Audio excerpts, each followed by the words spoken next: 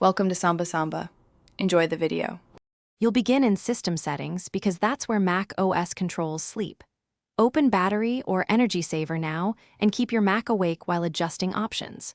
Once here, set the display and computer sleep sliders to never or a long interval and disable automatic power nap. This prevents background sleep cycles. Make sure you're plugged in for stable power if you intend continuous uptime. Also close apps that auto-lock or manage power to reduce conflicts before moving to the deeper changes. Next, adjust advanced controls that override basic sliders. If your Mac has automatic graphics switching, turn it off to avoid sudden sleep during GPU handoffs. For short sessions, use Terminal's Caffeinate command. Caffeinate I keeps system awake until you cancel it. You can also configure a hot corner to prevent display sleep instantly, or install a trusted utility that manages sleep with rules.